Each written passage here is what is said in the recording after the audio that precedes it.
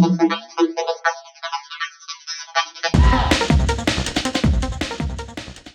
today's video, we are going to be talking about binomial theorem. So let me first give you an overview of what I want to cover for this series of lessons. The first one is I want to present to you the theorem itself. After that, I will go through the general term, and finally, we will talk about how to evaluate NCR. So don't worry if none of this makes sense at the moment. It will all become clear when we finish the topic. So concurrently, while covering these three topics, I will also go over some of the common types of questions that you will get in binomial theorem. So the five main types of questions. The first type of question is simple expansion. And then the second type of question is finding a specific term. We will also talk about product of expansion. Then we will talk about how to expand three terms, or what I informally call it the trinomial theorem. And finally, I will talk about how to find n. So this is just a very brief overview of the topics that I want to cover in this series of videos. So let's first start with an introduction to binomial theorem itself. As the name suggests, binomial, because it means two, right? Bicycle means two wheels. So binomial theorem is actually about expanding two terms. It tells us how to expand something like a plus b to the power of n. Where you see we have two terms here, a and b. Or we can also use binomial theorem to expand a minus b to the power of n. So again, I have two terms here, a and b. Now let us first consider what if we don't have binomial theorem. Are we able to expand two terms? For instance, if I have a plus b to the power of 3, how can I do this expansion without using binomial theorem? Now, to do the expansion, it's actually quite a tedious process because we have to write it as a plus b, a plus b, and a plus b because of the cube. So it has to be multiplied 3 times. And once we write it like that, then we have to expand 2 brackets at a time. So the next step is I need to expand these two brackets. And that involves taking a multiplied with a and a multiplied with b. And then let me erase the, okay. And then I will have to take b multiplied with a and b multiplied with b. So that will give me, when a times a gives me a squared, then a times b is ab, and b times a is ba, and b times b is b squared. So I expand the first two brackets, and I have to take this result and multiply it with the third bracket, a plus b.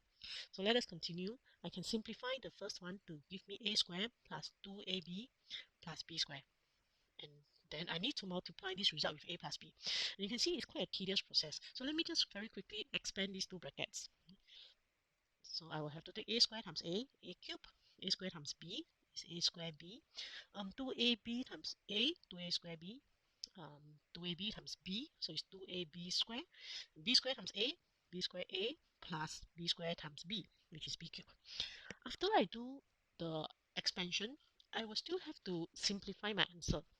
Because we have like terms here, a squared b and 2a squared b, we can add them together, and that finally simplifies to a cubed plus 3a squared b plus, these two can also be combined, so that gives me 3ab squared plus b cubed.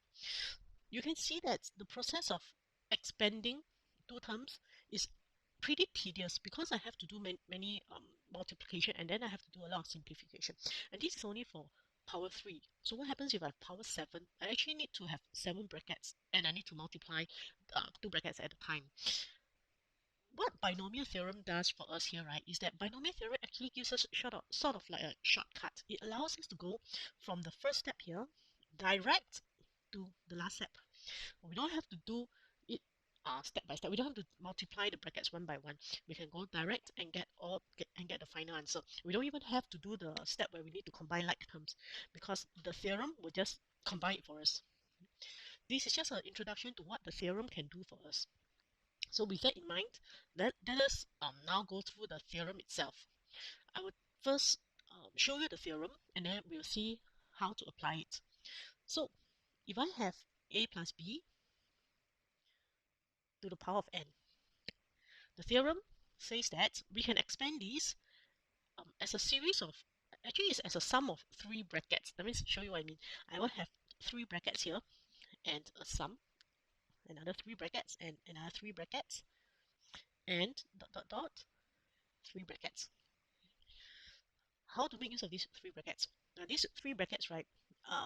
The contents of these three brackets is partially consistent for all the terms. All of them will have n and a, b, n, a, b, n, a, b, and n, a, b. Alright? What is different from one term to the other, let's say from this term to the next term, is what is inside here. It is what is over here. And what is over here is actually, let me erase this. So what is inside here is actually just a number that runs from 0 to n. So for the first one, I'm going to write it in maybe in green. So for the first one, it will be 0, the number 0. Sorry, let me change the thickness. So the first one, it will be a number 0. All right. And then the next one will be a number 1. And the next one will be a number 2. And it runs all the way from 0 to n. So the last one will be n. And then we still have these and these.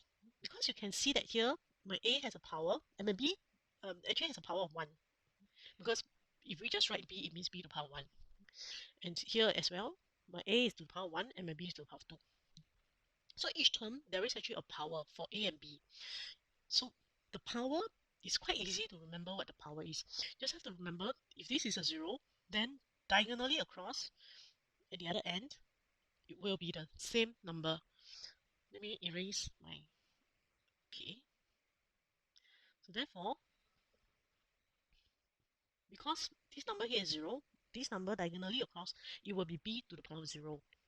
And then the two powers, this and this, the two powers will add up to n. So since the power for b is 0, then the power for a will have to be just n. So this one here will be a to the power of n. Now let's look at the second term. Here I have 1 at this corner, so diagonally across, this one will be 1 as well. And the two powers, because the two powers should add up to n, this one should be n minus 1. So the n minus 1 plus 1 gives me n. And the next one, this is a 2, so b diagonally across is b to the power of 2. And the two of them add up to n, so therefore this is n minus 2. So we go all the way from 0 to n. This last term is n here, and diagonally across this power is an n. And because the powers add up to n, a has to be to the power 0. Now, if you okay, maybe I'll explain that later. This is um, this is basically what the theorem is. Of course, at this moment you may find some things you may not understand some parts here, especially this one here. What is this? It's not a fraction. What is this n on top of 0? This one we actually read it as nc0, which is n choose 0. If we write nr, you may see some textbooks that write it as ncr. And this is actually read as n choose r. What is the meaning of n choose r? N choose r means, let's look at some numbers. Say I have 4, 2. This one is, I can write it like that, which is 4 choose 2. What it really means is that if I have 4 objects, how many ways can I choose 2 objects from these 4 objects? So let's say I have 4 apples, A, B, C, and D. I have 4 apples here. How many ways can I choose 2 apples from this A, B, C, D? I can choose apple A, B, or I can choose apple A, C, or I can choose apple A, D. Or maybe I don't want apple A, I can choose apple B, C, I can choose B, D. And finally, if I don't want A, I don't want B, I can choose apple C, D. If you list out all the possibilities, you will see that there's a total of 6 ways to choose 2 apples from 4 apples. So therefore, 4 choose 2 is equals to 6. That is the meaning of NCR. So with this understanding of what NCR is, let us try to work out some values. Say I have maybe 4 choose 4. You may want to pause here and you think about this. What do you think is the value of 4 choose 4? In other words, If you ask yourself, I have 4 objects, how many ways can I choose 4 objects from these 4 objects? I have apples A, B, C, D. How many ways can I choose 4 apples from apples A, B, C, D? Ready? You should get the answer 1. Because 4 choose 4, I have the only option is to choose A, B, C, D. So that's the first one. Another one is to consider 4 choose 1. So here I have 4 apples and I want to choose 1 apple. So how many ways can I do that? I hope you can figure out that 4 ways. Because I can choose apple A or apple B or apple C or apple D. So these are 4 ways. And finally, the last one is more of like a definition. So if I have 4 choose 0, how many ways can I do that? Say I have 4 apples, I want to choose 0 apples. It's kind of definition. We can say that there's only one way to do it, which is not to choose any. So 4 choose 0 is 1. Okay. So to summarize these are some special NCR values that you may want to familiarize yourself with. If I have n, c, n choose n, there will always be 1. If I have n choose 1, there will always be n. And if I have n choose 0, that will always be 1. I hope this is clear. So once we know the meaning of NCR, we are now ready to look at some examples for oh yeah, before that, let us just look at one. Just want to finish up with this thing here. Now, if you look at the binomial theorem that I have here, you look at the first term. N choose 0. So we mentioned here that n choose 0 is 1. So I can simplify this is just 1. And what is b to the power of 0? B to the power of 0 is also 1. Therefore, the first term just simplifies to a to the power of n. And if you look at the last term, what is NCN? You can see here that NCN is equals to 1. So here, NCN, this one is equals to 1. And here again, we have a power 0, a to the power of 0. So we know that anything to the power of 0 is 1. So this is also 1. Therefore, the last term just simplifies to b to the power of n. So if we compare it to our earlier example, which is a plus b to the power of 3, you can see that the first term is just a to the power of 3, which is what we got for our binomial theorem as well, which is just a to the power of n. And the last term is b to the power of 3, which is the same here, b to the power of n. Right. So now that you have a brief idea of what binomial theorem is, let us look at an example.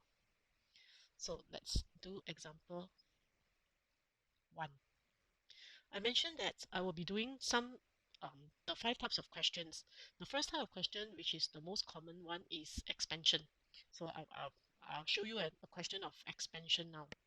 Let's say I ask you to expand maybe 2x plus 1 over x to the power of 5, right? We can use binomial theorem to expand this instead of having to do 5 brackets. Think about this first. If this is a power 5, how many terms do you think I will end up with? Give you a hint. Remember that the number here goes from 0, 1, 2, all the way to n. So if my n is 5, how many terms do you think I will have? The correct answer is 6 because it goes from 0. So 0, 1, 2, 3, 4, 5. There's going to be a total of 6 terms. Let us see what these 6 terms are. Let me draw the brackets. So now we fill in the blanks first because I mentioned that all the terms, they have NAB, where A is the first term and B is the second term and N is the power. It's N, A, B. I do that for all the terms. Now I just need to fill in the powers and the number below. Right. So remember we mentioned that it goes from 0 to N. In this case, it goes from 0 to 5. And let me fill in the powers now.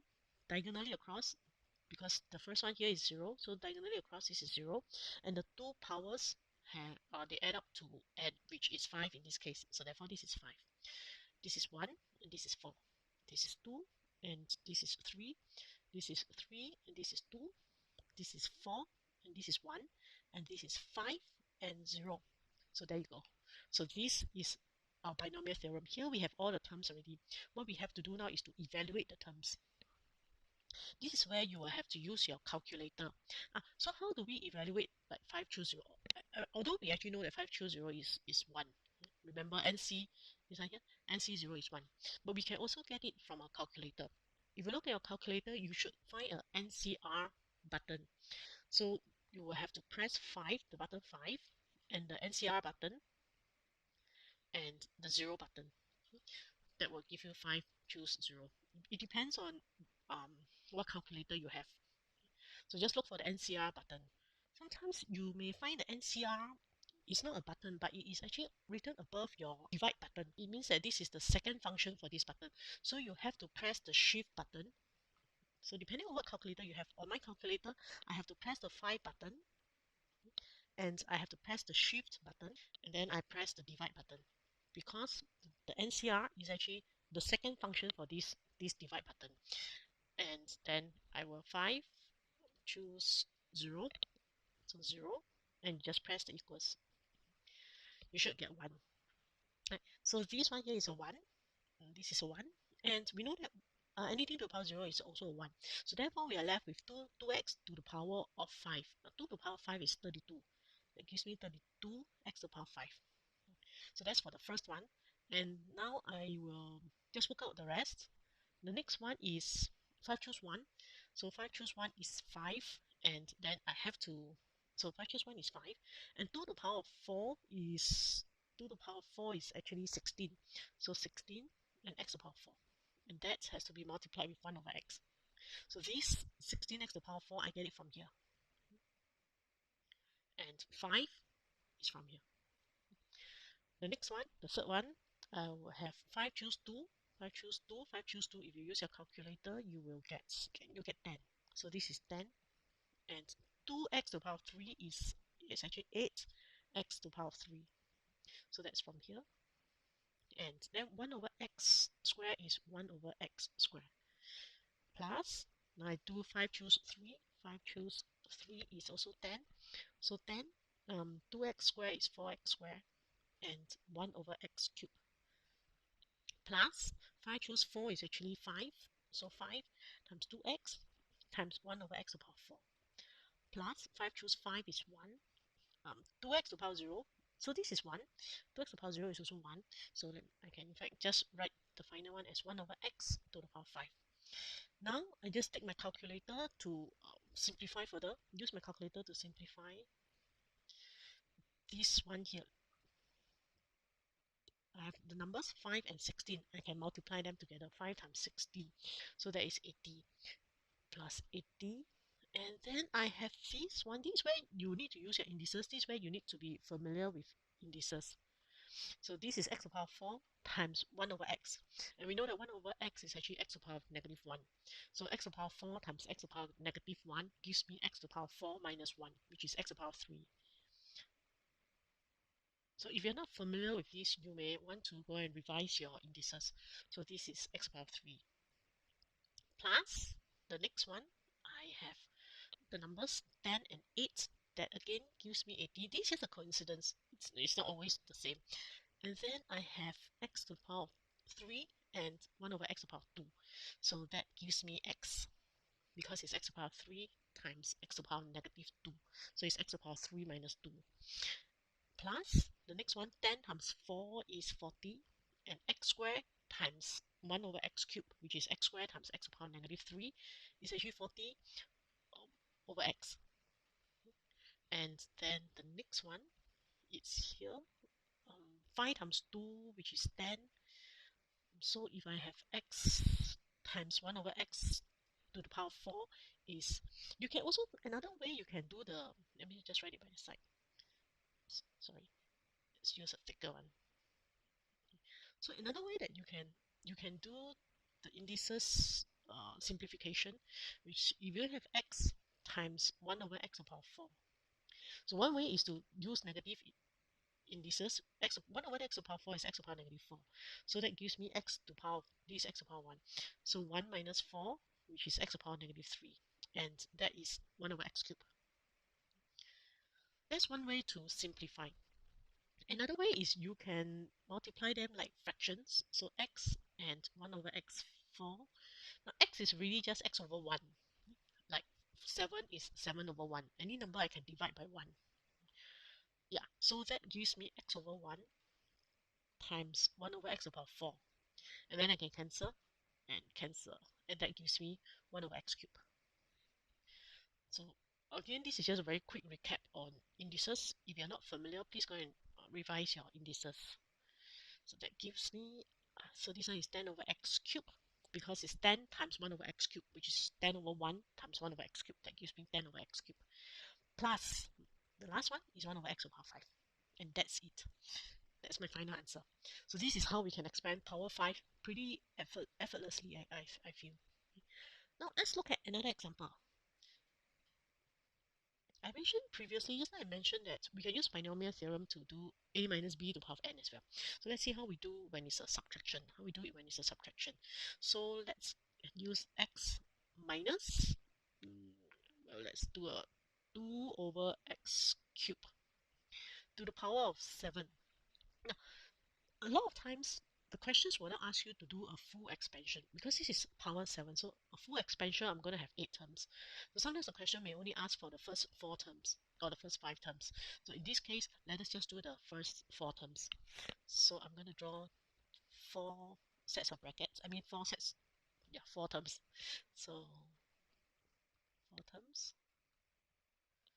So I will use a plus, dot, dot, dot, just to indicate that there's actually more terms behind, but that's not required by the question.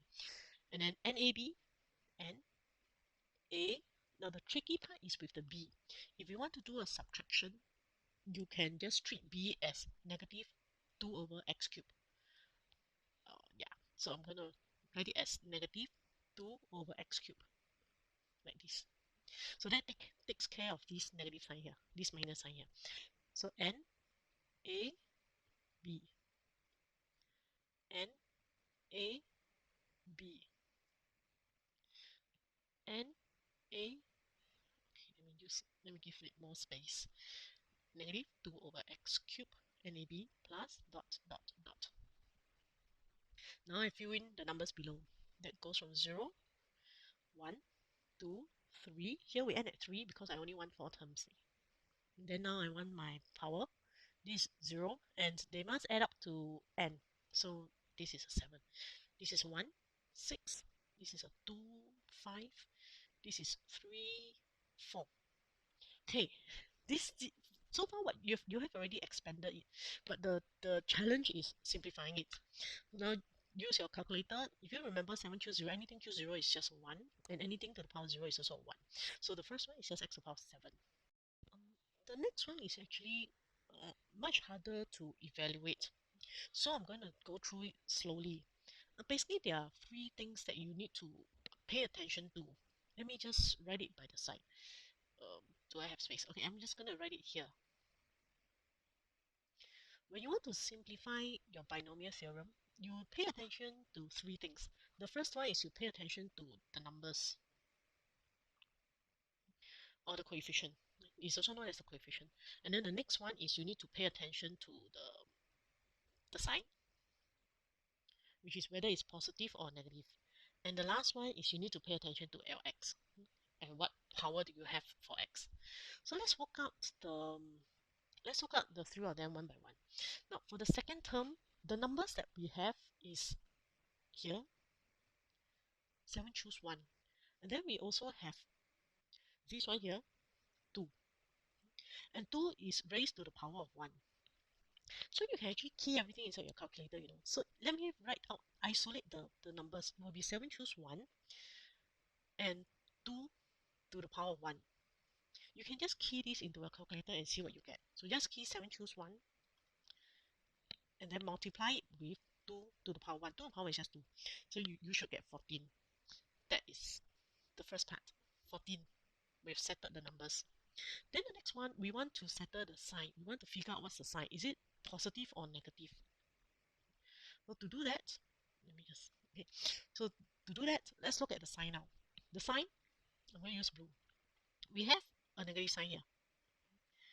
And this negative sign, because it is part of this bracket here, because it's part of this bracket, so therefore it is also raised to the power of 1. Therefore, what we have is a negative sign, and it's raised to the power of 1. That means there's only one negative sign. So negative sign raised to the power of 1 is just negative. it will make more sense later. Okay, so now we've settled the numbers and we've settled the sign. Finally, we need to look at the x. I will use green color for this. And x, we have it here. This is x to the power 6. And then we also have x here, x to the power 3. But bear in mind that this x to the power 3 is in the denominator. And again, because x to the power 3 is part of this bracket here, so we have to raise it to the power 1 as well. But anything raised to the power 1 is still a 1. So if I isolate my x, it is x to the power 6 and 1 over x cubed. Notice that I don't bother about the negative sign anymore because I've already done it previously. So I only need to look at x now, which is x to the power 6 times 1 over x3 is simplifies to x cubed. So that's my second term. My second term is negative 14x cubed because of the negative sign here and the 14 and the x cubed. I write it as negative 14x cubed. Let's look at one more example. Let me erase all this first. Now, this third term here. Start with the numbers. The number is 7 choose 2 and 2 to the power of 2. So 7 choose 2, 7 choose 2, 2 to the power of 2. Again, just key that into your calculator. 7 choose 2 times 2 to the power of 2. That gives me 84. So this is equals to 84. Next, we look at the sign. The sign, I will use blue.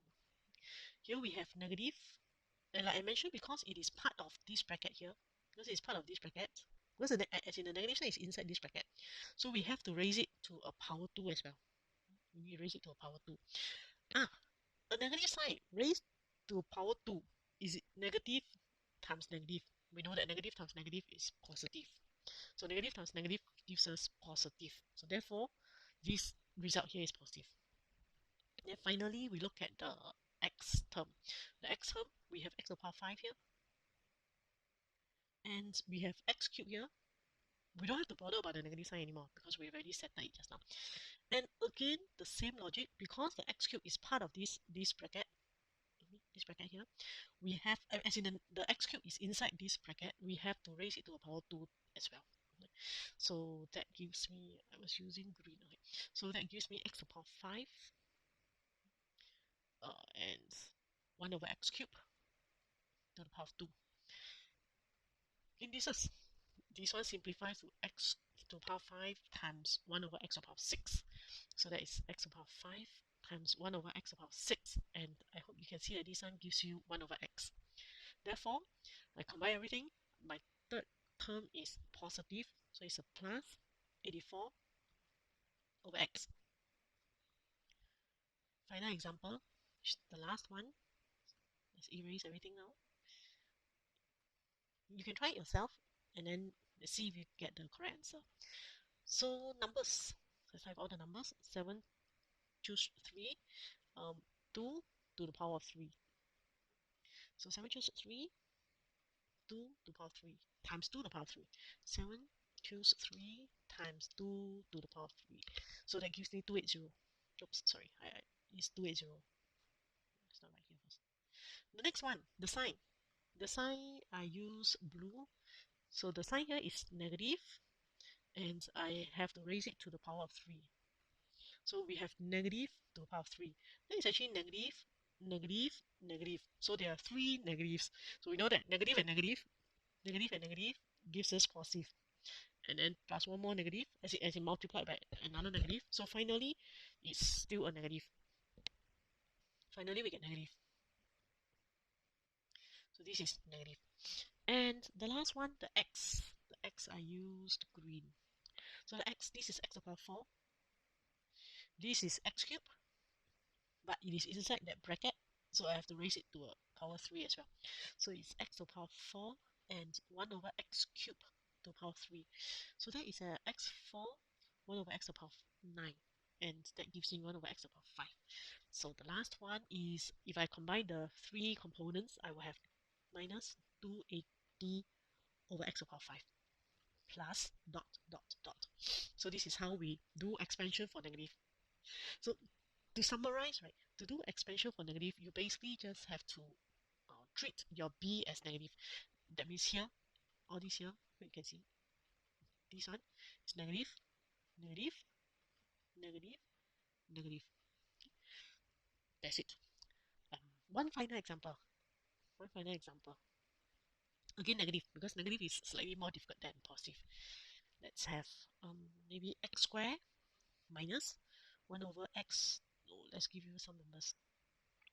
1 over 3 x to the power of 5 to the power of 6. Okay, so here I want maybe let's only do the first 3 terms. I'm just going to do this. I'm just going to fast forward and do this.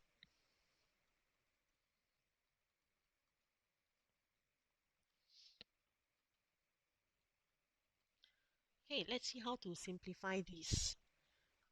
So this and this, we know that they both simplify to 1. So here I have x squared to the power of 6 indices. If you simplify using lots of indices, you get x to the power of 12. The next one, there's because they don't simplify to 1, so we have more things to work with. Let's do it by the side. The numbers first. So numbers, we have 6 to the power. Sorry, 6 choose 1, and there's a 3 here.